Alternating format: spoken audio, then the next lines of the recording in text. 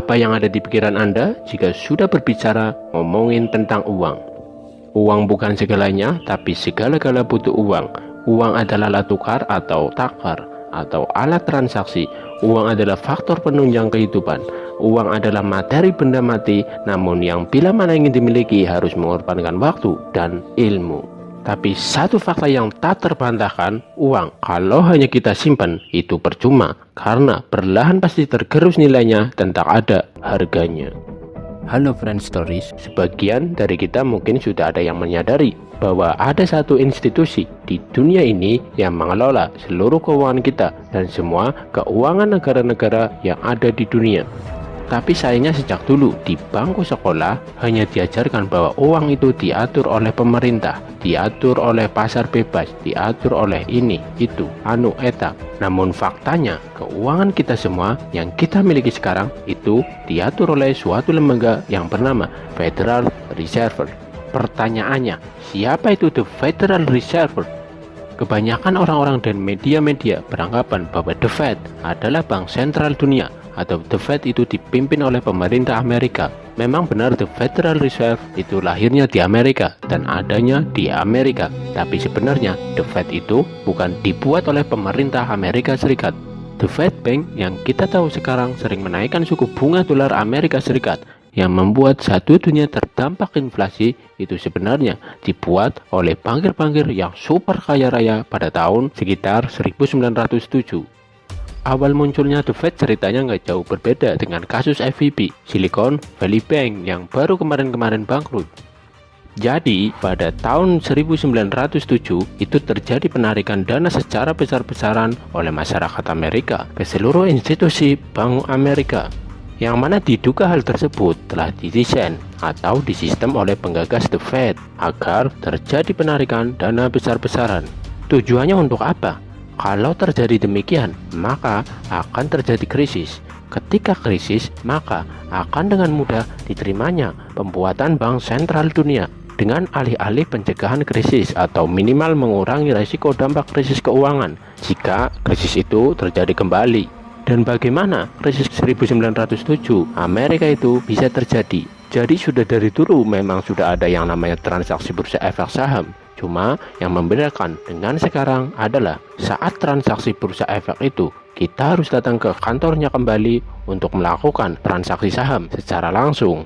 Dan pada saat itu banyak bank-bank Amerika yang meminjamkan uang untuk spekulasi di bursa saham yang bertujuan untuk melakukan cornering the market atau melakukan transaksi bursa saham secara curang. Namun banyak pihak yang nggak tahu bahwa sebenarnya kejadian itu sudah didesain dan sudah direncanakan oleh bankir-bankir, yaitu dengan tipu daya serta propaganda di berbagai media, yang mana bankir-bankir tersebut telah punya kendali kuasa atas media. Karena transaksi yang tidak wajar itu akhirnya terjadi krisis 1907, yang mana itu dikenal dengan nama krisis bank run 1907. Sudah lama memang hubungan antara kaitannya bankir-bankir, The Fed, dan Amerika ini sejak tahun 1980-an. Yang mana pada saat itu Amerika memiliki presiden yang bernama Andrew Jackson. Dia dikenal sebagai seorang yang pemberani, bijaksana, visioner, dan dia sangat anti yang namanya bank sentral. Dia juga berkeyakinan serta mendeklarasikan bahwa kalau yang namanya bank atau misalnya didirikannya suatu bank, maka itu hanya akan memperkaya pemiliknya atau hanya menguntungkan pada bankir-bankir yang membuatnya, alias bank itu hanya akan merugikan nasabah atau masyarakatnya. Namun tidak lama setelah beliau mendeklarasikan tersebut, Andrew Jackson meninggal dengan secara tragis, yaitu dibunuh secara misterius. Seiring waktu berjalan, tepat sekitar tahun 1910, ada beberapa bankir-bankir kaya di dunia mengadakan The Secret Meeting, yaitu agenda rapat rahasia yang mana sampai sekarang pun gak ada yang tahu apa isi pembahasannya di meeting tersebut. Meeting tersebut diadakan di Georgia, di pulau kecil yang bernama Jekyll Island.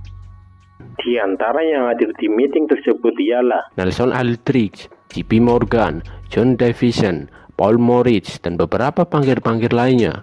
Pada tahun 1913 dibentuklah institusi yang bernama Federal Reserve, yang dideklarasikan oleh Presiden Amerika Serikat. Mulai sejak itu, mereka mulai kontrol penuh keuangan dunia lewat kendali bank sentral. Sebelum tahun 1913 The Fed berdiri, uang itu berandainya emas atau standarisasinya emas. Jadi alat tukar itu takarannya emas, yang mana di tahun sekitar 18-19 awalan hidup itu sangatlah damai dan hidup itu sangatlah tentram, karena hampir minim sekali yang namanya inflasi atau deflasi, alias fluktual refund itu tidak seperti saat ini. Di balik tragedi tahun 1971, Richard Nixon mendeklarasikan pembatalan atau diubahnya konversi antara dolar ke emas, yaitu dicabutnya emas sebagai backup atau alat takar dasar printing money. Jadi dolar itu bebas cetak semaunya dia sendiri.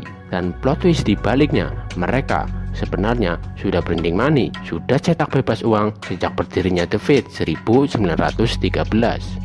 Yang bertujuan untuk mendesain atau menstimulus sistem mereka, yakni dengan terjadinya Great Depression. Great Depression atau fenomena kelumpuhan ekonomi dunia pada tahun 1930-an yang bermula banyaknya pencetakan uang gila-gilaan di Amerika. Itu semua sudah didesain oleh mereka. Dan ada satu fakta yang mengejutkan tentang uang, yang mana mungkin kita tidak sadari, bahwa menyimpan uang dengan cara disimpan di celengan, di bawah kasur, di dompet, atau mungkin di bank itu akan sirna atau hilang. Mungkin uang tersebut secara fisik tidak akan hilang atau tergerus, tapi secara nilai itu amblas, tak ada nilai, karena uang yang beredar sekarang hampir kehilangan unsur interistiknya. Untuk itu, di era modernisasi ini harus hati-hati dan bijak-bijaklah dalam mengelola uang, entah itu mau menyimpannya di bank atau berinvestasi di bursa saham atau mungkin ke aset digital cryptocurrency. Semua harus benar-benar dulu dipelajari dengan teliti. Dan sebenarnya dari sekian lama dan panjangnya penjabaran serta durasi video ini, inti dari inti adalah saya hanya ingin menyampaikan sebuah pantun, yaitu uang adalah alat transaksi, selebihnya kedipan mata. Terima kasih sudah menonton video ini. Sampai jumpa di video berikutnya. See you.